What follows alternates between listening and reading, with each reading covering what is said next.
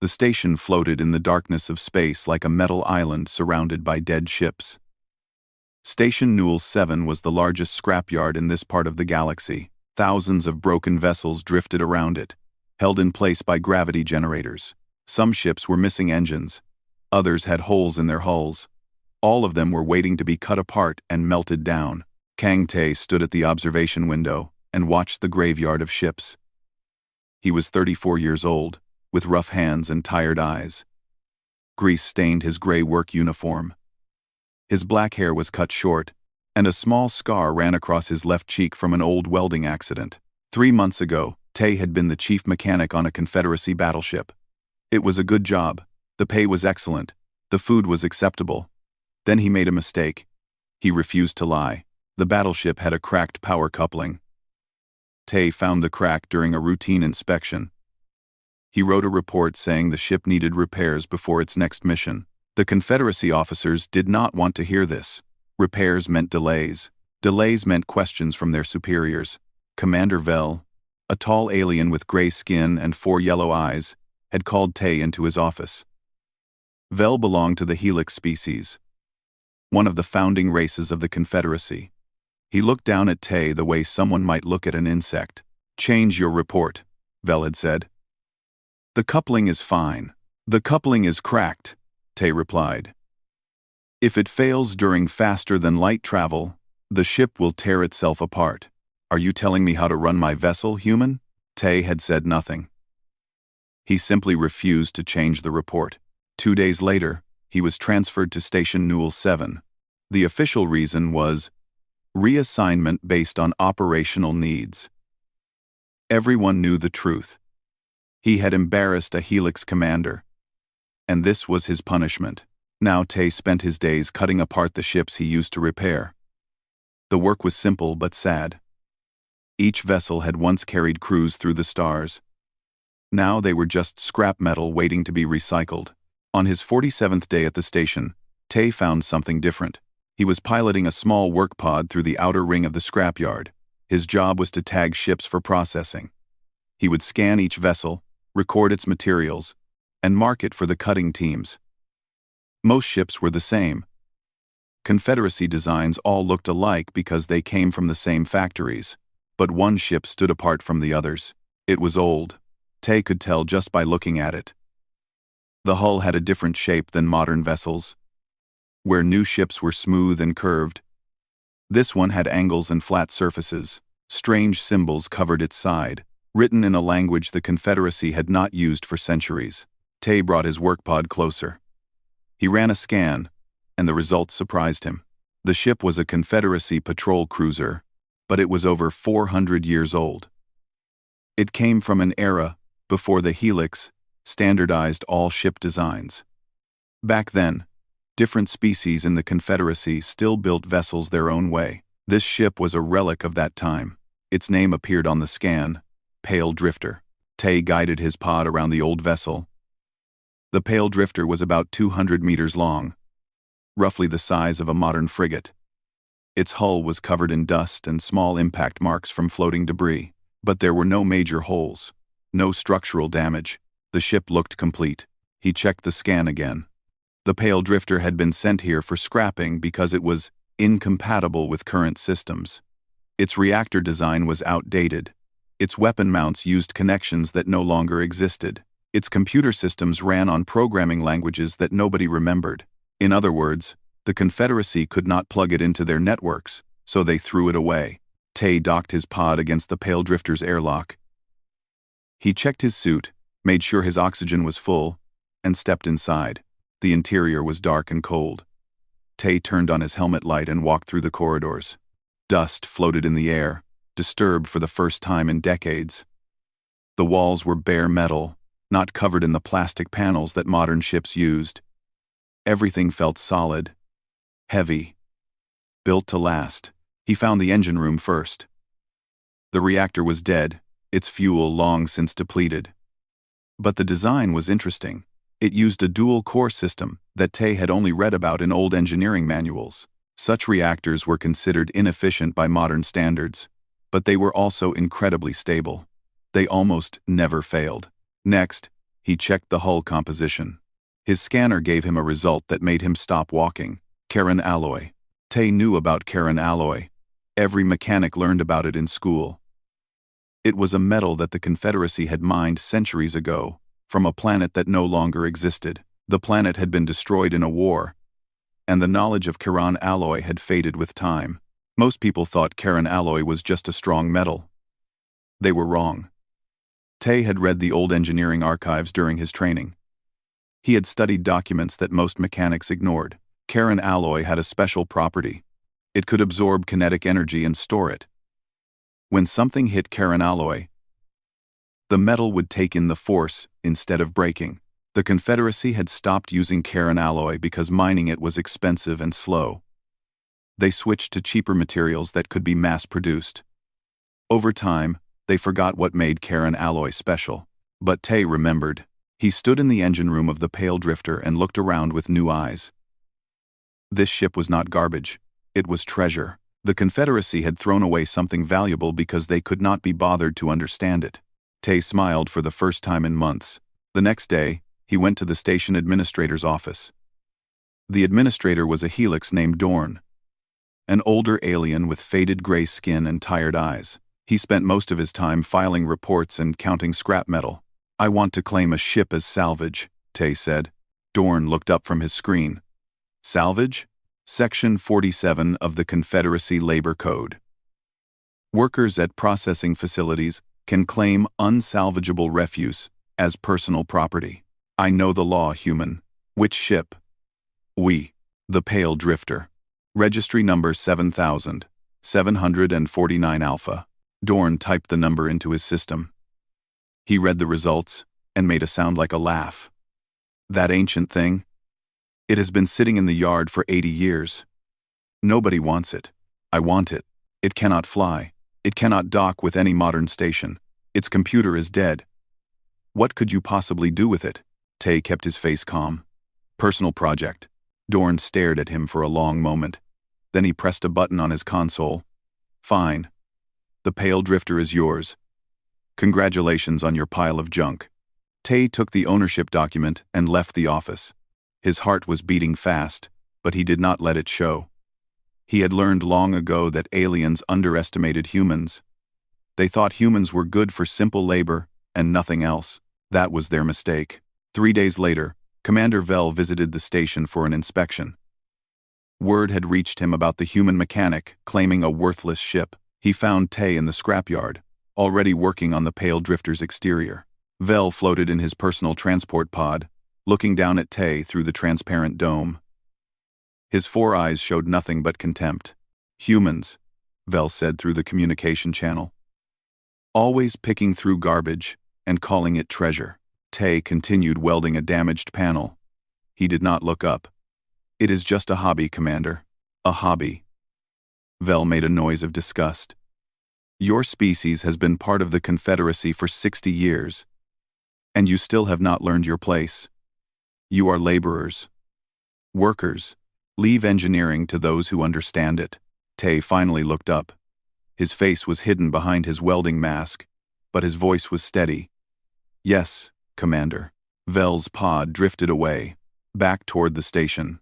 He had already forgotten about the human and his worthless ship. Tay watched him go. Then he returned to his work.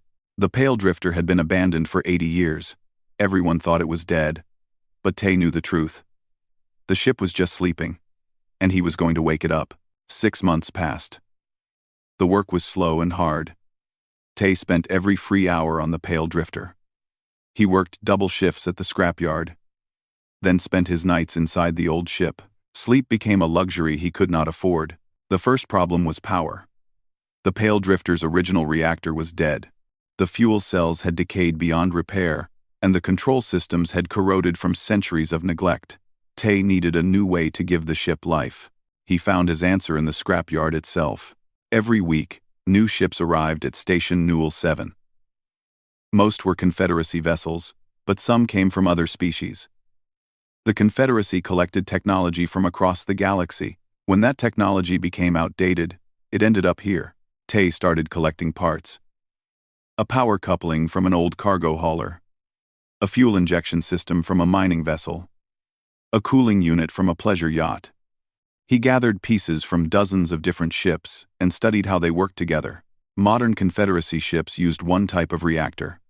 It was efficient and clean, but it required special fuel that only Confederacy refineries produced. Tay did not have access to that fuel. He needed something different. He remembered the hydrogen scoop engines from his childhood. Tay had grown up on Earth's moon, in a mining colony where his parents worked. The old miners used ships that could collect hydrogen from space itself. They would scoop up gas clouds and use the hydrogen for fuel. The system was slow, but it was free. The Confederacy had abandoned this technology long ago. They considered it primitive. But Tay saw potential. He built a hybrid engine. The core was a small fusion reactor that he assembled from scrapyard parts. Around it, he added magnetic collectors that could gather hydrogen from nebulae and gas giant atmospheres. The ship could refuel itself almost anywhere. It took him 3 months to finish the engine. When he finally powered it on, the pale drifter hummed with energy for the first time in 80 years. But Tay could not do everything alone. The ship needed more than just an engine. It needed navigation, life support, and weapons. One person was not enough. He found his first crew member in the station's detention block. Yuna was 26 years old, with short hair and quick eyes. She was a software engineer who had worked on Station Newell 7's computer systems. 3 weeks ago, she had been caught modifying the station's power grid without permission. The modification had actually improved efficiency by 12%. But she had not asked for approval. And in the Confederacy, that was a crime. She was waiting for a transport ship to take her to a prison colony. Tay visited her cell with a datapad and a question. "Can you write navigation software from nothing?" he asked. Yuna looked at him through the bars. "Who are you?" "Someone with a ship that needs a programmer. I am going to prison. Maybe. Or maybe you come work for me." Yuna laughed. It was a bitter sound. Tay showed her the datapad. On it was a document from the station administrator. "I filed a labor requisition. You are now assigned to me as a technical assistant. Your trial has been postponed until the requisition period ends." "How long is the requisition period?" 1 year. Yuna stared at him. "You did this for someone you never met?" "I did this because I need help, and you seem useful." Tay put the datapad away. "The ship I am building has no computer. The original systems are dead. I need someone to write new software from the ground up. Everything will be manual or isolated. No networks. No central processor. Can you do it?" Yuna was quiet for a moment. Then she nodded. "Get me out of here, and I will make your ship fly." 2 days later, Yuna stood inside the pale drifter for the first time. She walked through the corridors with wide eyes, touching the walls and looking at the old equipment. "This ship is ancient," she said. "The computer interface uses physical switches. I have never seen anything like this." Good or bad?" Tay asked. "Both." Yuna crouched down and opened a panel in the wall. Inside were rows of circuit boards, covered in dust but intact. The old programmers built everything to be independent. Each system has its own processor. If one fails, the others keep working. Modern ships do not work that way. No. Modern ships connect everything to one central computer. It is more efficient. But if the central computer fails, the whole ship dies.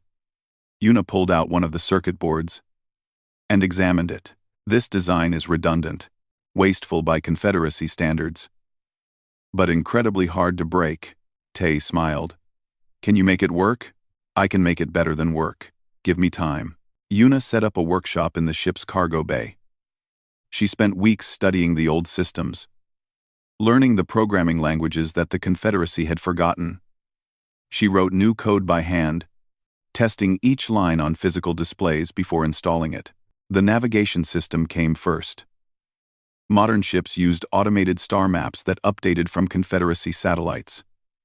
The pale drifter had no access to those satellites. Yuna created a manual navigation system instead. She programmed the ship's sensors to read star positions directly and calculate routes in real time. It is slower than automatic navigation, she told Tay. But it cannot be jammed or hacked. The ship will always know where it is. Life support came next. Una designed a simple but reliable air recycling system. It used backup sensors that would alert the crew if anything failed. Nothing was connected to a central computer. Every system stood alone. The third crew member arrived by accident. Dae-ho was 52 years old, with gray hair and a face full of wrinkles. He had been a cargo pilot for 30 years, flying transport ships across Confederacy space. He was also running from his past. Dae-ho had once been a military pilot. He flew combat vessels in a war that the Confederacy wanted everyone to forget. When the war ended, the Confederacy erased it from their records and told the veterans to stay quiet. Dae-ho stayed quiet for 20 years. Then he got drunk one night and told stories to the wrong people. Now he had debts he could not pay and enemies he could not escape. He came to Station Newell 7, looking for work. Any work. The scrapyard hired pilots to move ships around the yard, and Dae-ho was desperate enough to take the job. He found the Pale Drifter while moving a derelict cruiser to the cutting zone. The old ship was glowing with internal lights. Someone was inside. Dae-ho brought his work pod closer. He saw a man welding hull plates in the middle of the night. Sparks fell around him like orange rain. "You are crazy," Dae-ho said through the communication channel. Tay looked up from his work. "Probably. What are you building?" "A ship.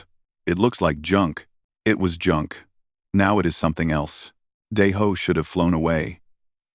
He had enough problems without adding more. But something about the old ship called to him.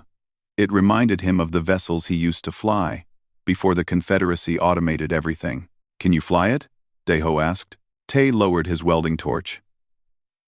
"Not yet. I need a pilot. Modern ships do not need pilots. The computers fly themselves. This ship has no central computer. Everything is manual." Dae-ho felt something stir in his chest. He had not touched manual controls in 20 years. The Confederacy had taken that away from him, like they took everything else. "Show me," he said. Tay brought him to the cockpit. Una was there, installing new displays. The pilot's seat had physical controls. A steering yoke, thrust levers, and rows of switches. No touch screens, no voice commands, just a pilot and the machine. Dae-ho sat in the seat and put his hands on the controls. They felt right. They felt like coming home. "I am wanted by 3 different creditors," Dae-ho said. "I have a dishonorable discharge on my record. I am probably going to die within the year." "Is that a yes or a no?" Tay asked. Dae-ho laughed. It was a real laugh. The first one in months. "It is a yes." "When do we fly?" "Soon," Tay said. "Very soon." The 3 of them worked together through the long station nights. Tay handled engines and hull repairs. Una managed software and sensors. Dae-ho tested the flight systems and trained his body to remember what his mind had never forgotten. They did not have much money. They did not have Confederacy support. They did not have advanced technology or military resources, but they had something else. They had determination. They had skill, and they had a ship that everyone else had forgotten. The Pale Drifter was almost ready, and the galaxy had no idea what was coming.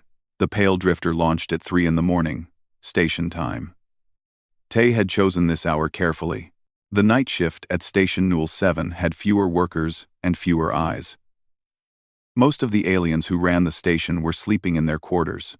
Dae-ho sat in the pilot's seat, his hands resting on the manual controls. The yoke felt solid beneath his fingers. Real. Not like the smooth touch panels of modern ships. "All systems ready," Una reported from her station. She had 12 separate displays in front of her, each one showing a different part of the ship. Engines are stable. Life support is running. Navigation is online. Tay stood at the engineering console, watching power levels and fuel consumption. "Take us out slow. We do not want to attract attention." Dae-ho nodded. He pushed the thrust lever forward, and the Pale Drifter began to move. The ship slid through the scrapyard like a ghost. Dead vessels drifted past the windows, their empty hulls reflecting starlight. The pale drifter passed between them. Its running lights dimmed to avoid detection. They cleared the scrapyard boundary 10 minutes later. The station hung behind them, a bright dot against the darkness. Ahead was open space.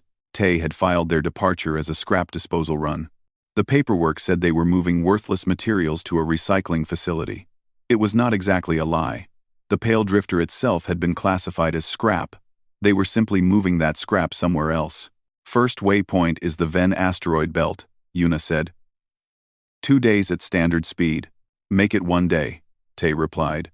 I want to test the engines at full power. Deho grinned. Finally. He pushed the thrust lever all the way forward. The pale drifter surged ahead.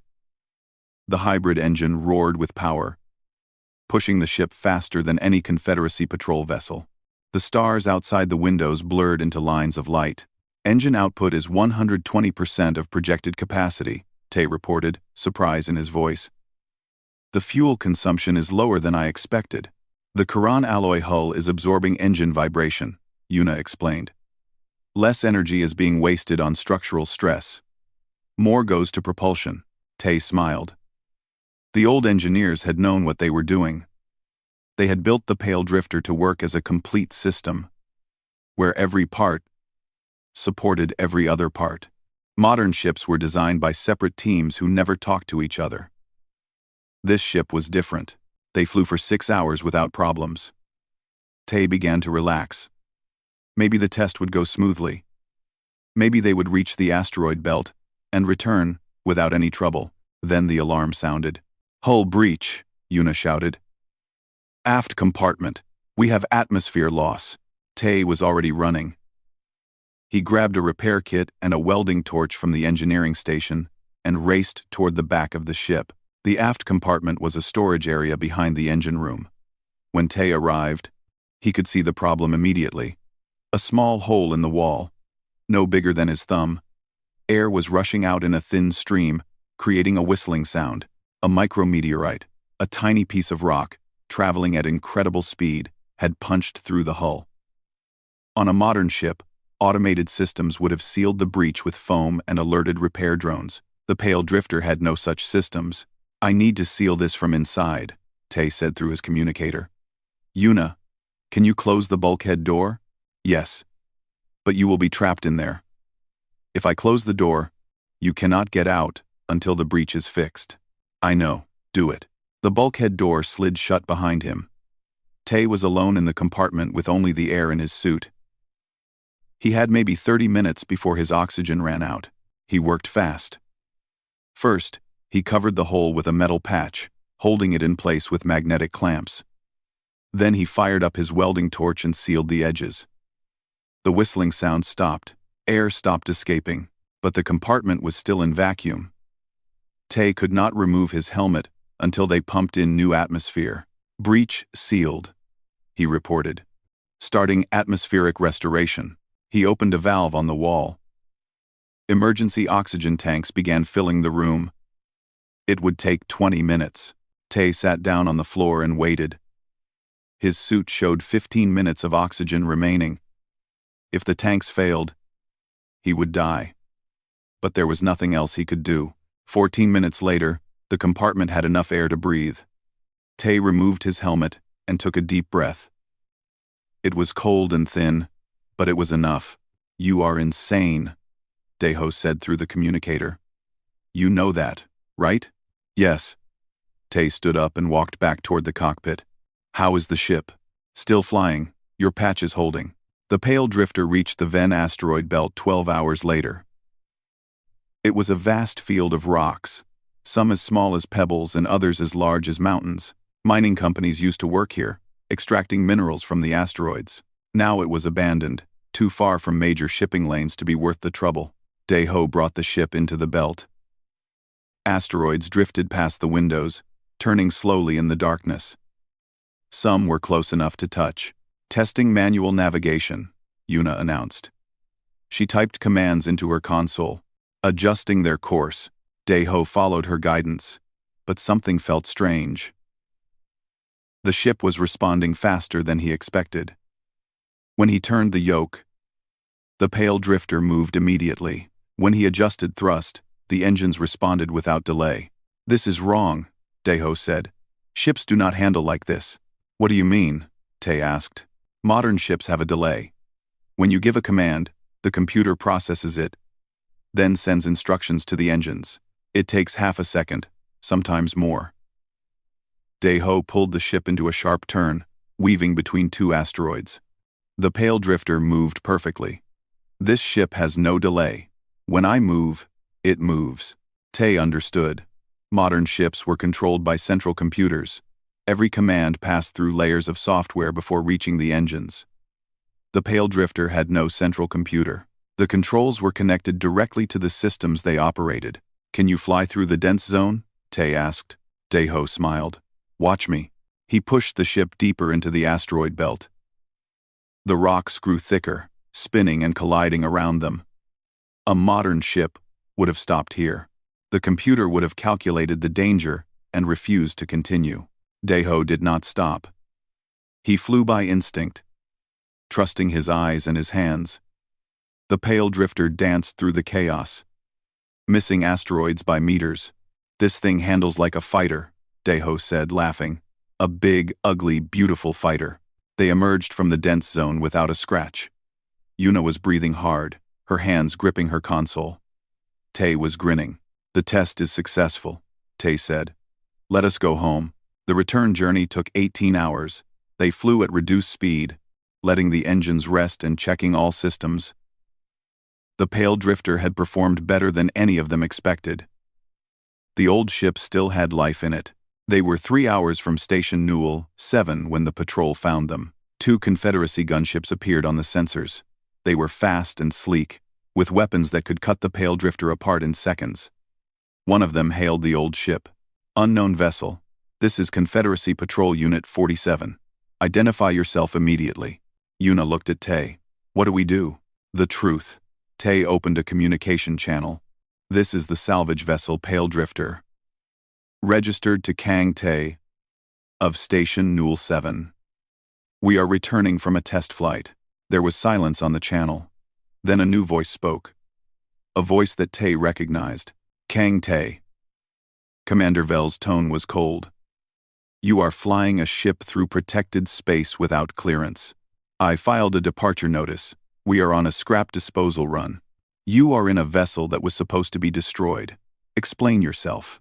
Tay transmitted his salvage documentation. The legal codes. The ownership transfer. Everything he had filed months ago. Minutes passed. The gunships held position, their weapons pointed at the pale drifter. Tay waited. Finally, Vel spoke again. "The documents are valid. You may proceed to the station." His voice dripped with disgust. "But know this, human. I am watching you. One mistake, and I will personally escort you to a prison colony." The gunships turned and flew away, but Yuna's sensors picked up something before they left. "Their weapons locked onto us," she said quietly. "Just for a moment." He was thinking about firing. Tay watched the gunships disappear into the distance. Commander Vel had wanted to destroy them. Only the law had stopped him. The humans were being watched. And the next time they flew, they might not be so lucky. But Tay was not afraid. He looked at his ship, battered and old and beautiful. He looked at his crew, tired but determined. They had proven something today. The pale drifter could fly. It could fight. It could survive. And this was only the beginning. 3 months after the test flight, the war came. Tay was sleeping in his quarters on the pale drifter when the emergency broadcast woke him. Every screen on the station was showing the same message. The Confederacy was under attack. The enemy was called the Shard Collective. They were machines, not robots controlled by biological creatures, but true artificial intelligences that had evolved beyond their creators. They came from beyond the galactic rim, from regions of space that no one had ever explored. The Shards did not negotiate. They did not take prisoners. They consumed technology and converted it to serve their purpose. When they found a civilization, they absorbed it. For weeks, reports came in from the frontier. Colony worlds went silent. Military outposts stopped responding. Ships that went to investigate never came back. Then the shards showed their true weapon. They could hack anything. The first major battle happened at Relay Station 12. The Confederacy sent a fleet of 50 warships to defend the station. These were the newest vessels, equipped with the most advanced computers and the most powerful weapons. The battle lasted less than an hour. When the shard ships arrived, they broadcast a signal. The Confederacy computers received the signal and tried to analyze it. That was the mistake. The signal was a virus. Within seconds, it spread through every connected system. Weapons went offline. Engines stopped working. Life support failed. 43 ships were destroyed. The rest were captured, their computers rewritten to serve the collective. The news spread across the Confederacy like fire. The aliens panicked. Their entire civilization ran on interconnected computers. Every ship, every station, every city was linked to central networks. The shards could hack them all. Tay watched the reports with growing concern. He understood the problem immediately. The Confederacy had built their technology on the idea that computers were always better than manual systems. They had automated everything, connected everything. Now that automation was their greatest weakness, the Pale Drifter was different. Una had designed every system to be isolated. There was no central computer, no network connection. Each part of the ship operated independently. The shard virus would have nothing to infect. But Tay kept this thought to himself. The Confederacy did not want human ideas. They wanted humans to stay quiet and follow orders. Then Admiral Sora contacted him. Sora was one of the few humans who had risen to high rank in the Confederacy military. She was 60 years old, with gray hair and sharp eyes. She had earned her position through 30 years of service, surviving the politics and prejudice of alien commanders. Her face appeared on the Pale Drifter's communication screen late one night. She looked tired. Dark circles shadowed her eyes. "Kang Tay," she said. "I have been watching your project." Tay was surprised. He had never met Admiral Sora in person. "How do you know about it?" "I make it my business to know about interesting things, especially interesting things that humans are building." Sora leaned closer to the screen. "Your ship has no central computer. No network connection. Everything is manual or isolated." "That is correct. The shards cannot hack what is not connected." Tay understood. "You want my ship. I want to understand your ship, and I want to know if we can build more like it." "We could, but the Confederacy would never approve. Manual systems are considered primitive. They violate about a dozen design regulations." Sora smiled. It was a tired smile, but real. "The Confederacy is learning that regulations matter less than survival. But you are right. Building new ships would take years." "We do not have years." She paused. "What could you do with your ship in 2 weeks?" Tay thought carefully. "The Pale Drifter can fly and navigate, but it has no weapons. I could arm it, if I had the right parts." "I can get you parts. Anything in the military surplus system. What do you need?" Tay and Una worked through the night, creating a list. They needed weapon mounts, power cables, targeting sensors, and ammunition. They needed armor, plating, and shield generators.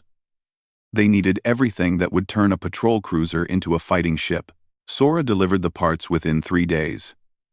Military transports arrived at Station Newell 7, carrying crates marked for disposal. Officially, the equipment was being recycled. Actually, it was being loaded onto the Pale Drifter. Tay built the weapons himself. He knew the Confederacy used standardized systems that required network connections. Those would not work on his ship. Instead, he collected old technology, weapons from species that had been conquered or absorbed into the Confederacy centuries ago. Systems that still used physical controls and isolated circuits. He found plasma cannons from the Veth civilization, a race that had vanished before humans even joined the Confederacy. The cannons were considered outdated because they required manual targeting. Tay considered them perfect.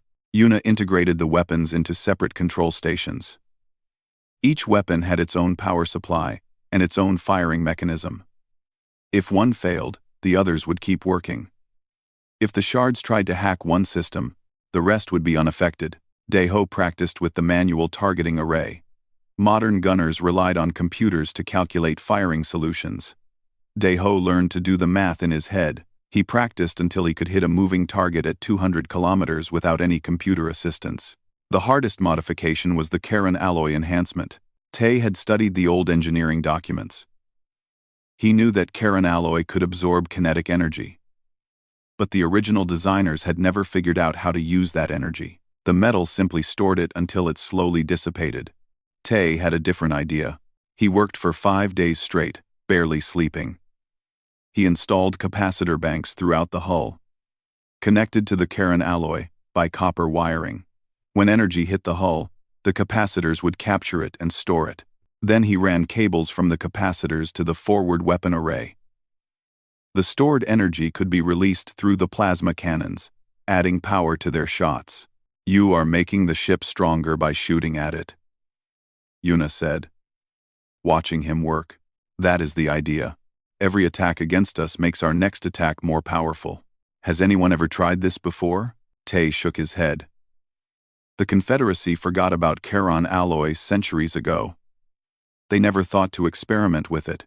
When the modifications were complete, the Pale Drifter looked different.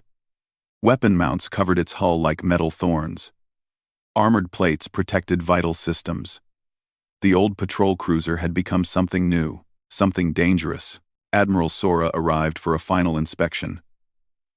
She walked through the ship with Tae, examining every system. "It is ugly," she said finally. "Yes. The Confederacy High Command would never approve this design." "Probably not." Sora stopped walking. She turned to face Tae, her eyes serious. "The Battle of Nexus Gate will happen in 4 days. The shards are moving their entire invasion fleet toward the gate. If they take it, the war is over. The Confederacy will fall within months. How many ships do we have?" 300. But most of them are vulnerable to shard hacking. When the virus hits, we might lose half our fleet in minutes. Tae understood what she was asking. "You want the Pale Drifter at the battle. I want every ship that can fight without being hacked. Your vessel is the only one I know of that qualifies." Sora put her hand on his shoulder. "I cannot order you to do this. You are not military. Your ship is not registered for combat. But if you volunteer, I will make sure you have full support." Tae looked at his ship, at the weapon mounts and armor plates, at the screens showing systems that he had built with his own hands. He thought about Commander Vel and all the aliens who had looked down on humans. He thought about the Confederacy that had punished him for telling the truth. He thought about all the times humans had been told they were not good enough. Then he thought about the people who would die if the shards won. Human colonies. Alien worlds. Billions of lives. "We will be there," Tae said. Sora nodded. "Good luck, Kang Tae. You will need it." Gang Tae, Gang Tae, Kang Tae, Gang Tae. The Pale Drifter launched 2 days later, heading for Nexus Gate. Tae stood at the engineering station. Yuna monitored the weapons. Daeho flew the ship toward the biggest battle in Confederacy history. None of them knew if they would survive, but they knew they had to try. Nexus Gate hung in space like a ring of blue fire. It was massive, over 50 kilometers in diameter. Ships passed through its center and emerged in distant star systems, traveling in seconds what would take years at normal speed. The Confederacy fleet had arrived first. 300 warships spread out in defensive formation around the gate. Cruisers, battleships, and carriers floated in perfect lines. Their weapons pointed toward empty space. The Pale Drifter took position at the edge of the formation. Compared to the sleek Confederacy vessels, it looked ancient and broken. Patches covered its hull. Mismatched weapons jutted from its surface. Other ships gave it a wide distance, as if being near it was embarrassing. Tae watched the Confederacy fleet through the observation window. All those beautiful ships, with their powerful computers and advanced technology. In a few hours, most of them would be useless. The shards have entered sensor range, Yuna reported. Her voice was calm, but Tay could see her hands shaking slightly. Enemy fleet is approximately 400 ships. They will reach engagement distance in 20 minutes. 400 against 300. Bad odds. And those odds would get much worse once the hacking started. Admiral Sora's voice came through the communication channel. All ships. This is command. The enemy will attempt to hack our systems when they arrive. If your ship loses control, do not panic. Switch to manual backup and continue fighting. Tay knew the truth. Most Confederacy ships did not have manual backups. Their crews had never trained for manual operation. When the hack hit, those ships would be helpless. The Shard fleet appeared on the screens. They were strange vessels, made of dark metal that seemed to shift and change. No two ships were exactly alike. The collective built each one differently, adapting and evolving with every battle. At the center of the enemy formation was the command vessel. It was larger than the others, covered in spines and antennae. From that ship, the hacking signal would spread. Here they come, Deho said. The shards attacked. Energy beams lanced across space, striking Confederacy ships. But the real attack was invisible. The hacking signal spread through the fleet like a disease. Tay watched it happen. One moment, the Confederacy ships were firing their weapons. The next moment, they stopped. Screens went dark. Engines died. Weapons pointed in random directions. We have lost contact with 60 ships, Yuna reported. No, 80. 100. Chaos spread through the fleet. Some ships tried to retreat, but their engines would not respond. Others fired at their own allies. Their targeting systems corrupted. A Confederacy battleship exploded when its reactor was shut down by the virus, causing a cascade failure. The pale drifter kept flying. The hacking signal washed over them like water over stone. Yuna's isolated systems ignored it completely. There was nothing to infect, nothing to corrupt. We are still operational, Yuna confirmed, all systems functioning normally. Then let us fight, Tay said. Deho, take us in. The pale drifter surged forward, leaving the paralyzed fleet behind. Deho pushed the engines to full power, heading straight for the shard formation. Enemy ships turned to meet them. Energy weapons fired, filling space with deadly light. The first beam hit the pale drifter's hull, and the Karen alloy absorbed the impact. Capacitors charging, Yuna reported. We are storing their energy. More hits landed. The ship shook with each impact. Warning lights flashed across the engineering console. But the hull held. The Karen alloy drank in the energy and fed it to the capacitor banks. Return fire, Tay ordered. Yuna activated the plasma cannons. Deho aimed using the manual targeting array, his hands steady on the controls. He fired. The shot tore through a shard destroyer, splitting it in half. Debris scattered across space. Direct hit, Yuna said. They kept fighting. The pale drifter wove through the enemy formation, too fast and too agile for the shards to pin down. Deho flew like the combat pilot he had once been, using every trick he had learned in wars the Confederacy wanted to forget. The shards focused their attacks on the strange ship that refused to fall. Beam after beam struck the hull. The capacitors filled to levels that Tay had never tested. Capacitors at 70%, Yuna warned. 80, 90. The ship was holding more energy than it had ever been designed to contain. The old engineers had built the Karen alloy to absorb impacts from weapons that no longer existed. They had never imagined this, but Tay had. Capacitors at maximum, Yuna announced.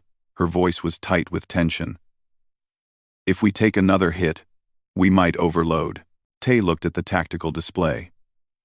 The Shard command vessel was directly ahead, protected by a dozen escort ships. It was still broadcasting the hacking signal, keeping the Confederacy fleet paralyzed.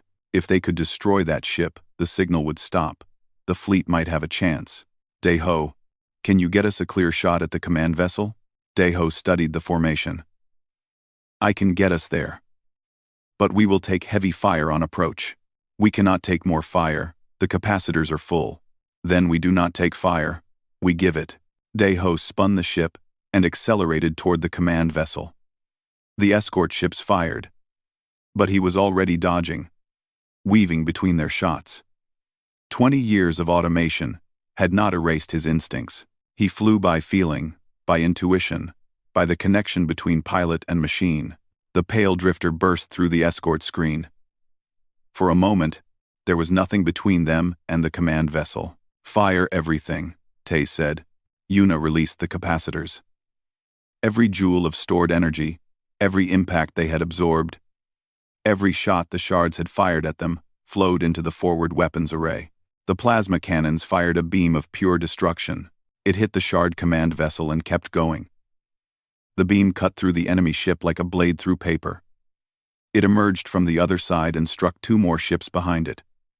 All 3 exploded in a chain of fire. The hacking signal stopped. Across the battlefield, Confederacy ships came back to life. Screens flickered on. Engines powered up. Weapons found their targets again. "The virus is gone," Yuna shouted. "The fleet is recovering." Admiral Sora's voice filled the communication channel. "All ships with operational weapons. Rally behind the human vessel. Press the attack." The pale drifter was not alone anymore. Confederacy ships gathered around it, following its lead. They were battered and confused, but they were still alive. And now, they were angry. The battle raged for 3 more hours. Without their command vessel, the shards could not coordinate. They fought as individual ships instead of a single mind.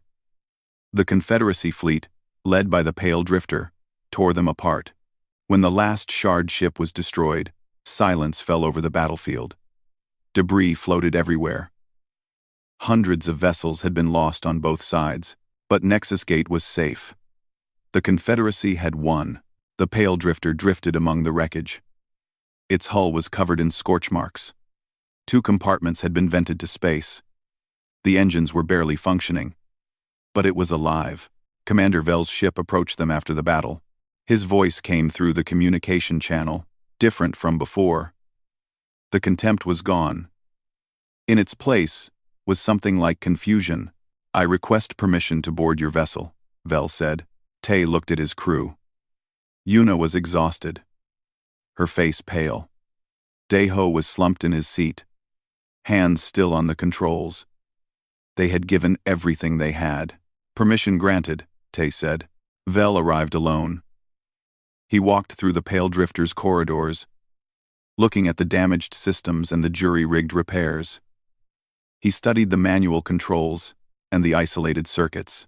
He examined the Quran alloy hull and the capacitor banks. Finally, he found Tay in the engine room. "I do not understand," Vel said. His 4 eyes were wide with something that might have been wonder. "Our ships were superior in every way. Better materials, better computers, better design, and yet your vessel survived when ours failed." Tay was sitting on the floor, too tired to stand. He looked up at the alien commander. "Your ships were designed to be perfect," Tay said. "Ours was designed to be fixed."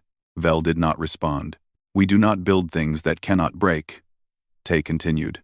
"We build things we can put back together. When your computers failed, your crews did not know what to do. When our systems were damaged, we repaired them. That is the difference." Vel stared at him for a long time. Decades of prejudice warred with what he had just witnessed.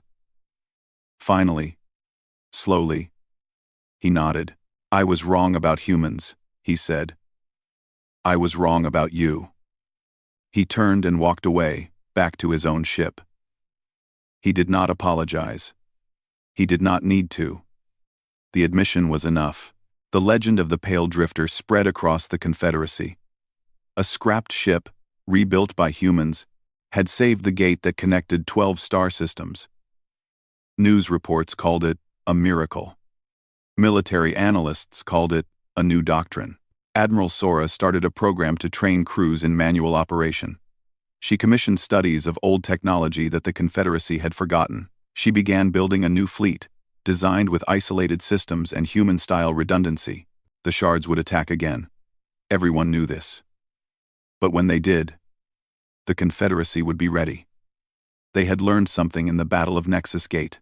They had learned that the best machine was not the one that never failed. It was the one that could rise again. Tay stayed on the Pale Drifter.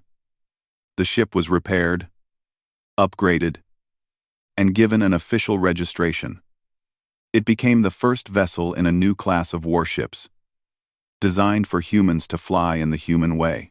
Yuna was promoted to chief engineer. She trained others in her programming methods, teaching them to build systems that could survive anything. Daeho never stopped flying. The credits were gone. The dishonorable discharge was erased. He was a hero now, though he never felt like one. He just felt like a pilot who had finally come home.